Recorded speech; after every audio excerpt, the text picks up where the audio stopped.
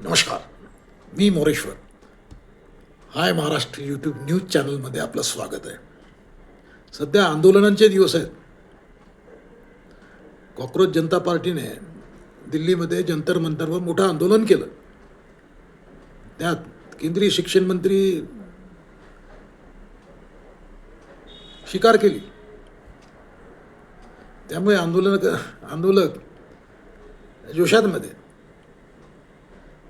अशा हवेमध्ये ओरिजिनल आंदोलक म्हणजे मनोज जरांगे पाटील, मराठा आरक्षणासाठी मोठा लढा दिलेले मनोज जरांगे पाटील स्वस्थ बसतील हे कसं होऊ शकते. जरांगे पाटील यांनी आज गर्जना केली आहे. जरांगे पाटील यांनी आज सांगितलं, सरकारला इशारा दिला, 29 ऑगस्ट रोजी निर्णायक आंदोलन छेडण्याची घोषणा जरांगे पाटलांनी केली आहे.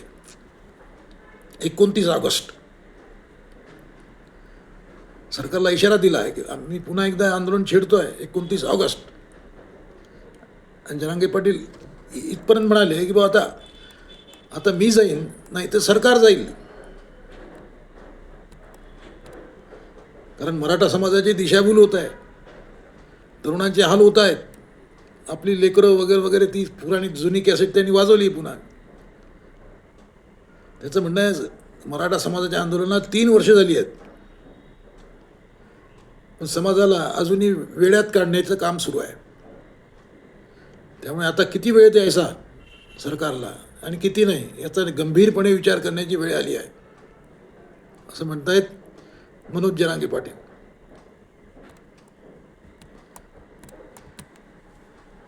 आता जरांगे पाटलांनी आज आवाहन केलं आहे की हे आंदोलन जे आहे शेवटचं आहे आणि निर्णायक आहे. हे आंदोलन इतक्या ताकदीनं उभं करायचं आहे की मराठा समाजाचे प्रश्न पुन्हा कधीही पडणार नाहीत. जरांगे पाटील म्हणतात की बघ 58 लाख नोंदी सापडल्या आहेत सरकारकडे. त्यांना प्रमाणपत्र द्या तुम्ही ओबीसी म्हणून. ओबीसी म्हणून जात प्रमाणपत्र त्यांना द्या. मात्र सरकार त्याकडे दुर्लक्ष करत आहे. त्यामुळे 29 ऑगस्ट आंदोलन आहे. म्हणजे आता जरांगे पाटलांनी घोषणा केलेल्या आहेत.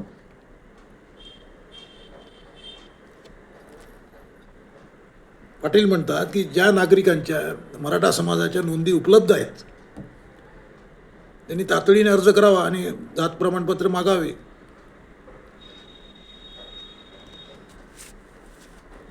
आता जरांगे पाटलांची मागणी जी आहे ती जुनी मागणी आहे आणि सरकार दरबारी ते सर्व आहे.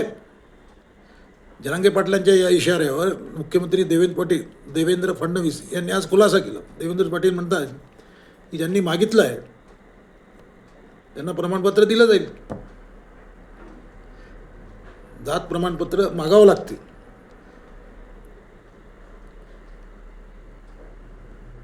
ते ज्यांनी मागितलं आहे त्यांना दिलं जाईल नियमाप्रमाणे, ते कायद्यात जे असेल आणि ते दिलं जातं आहे असं देवेंद्र पाटील यांचा दावा आहे. परंतु आता देवेंद्र फडणवीस म्हणतात की बाबा पेंडन्सी फार कमी आहे, म्हणजे फार कमी लोकांना अजून मिळायचं आहे.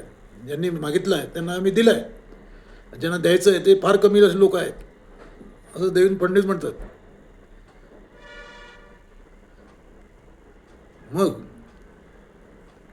जरांगे पाटलांचं आकांड तांडव कशा करतात हाही प्रश्न आहे. जरांगे पाटील केवळ जात प्रमाणपत्र मागत नाहीत, हैदराबाद गॅजेटनुसार प्रमाणपत्र द्या असं त्यांचं एकमेव मागणी नाही आहे. त्यांच्या अजून भरपूर मागण्या आहेत.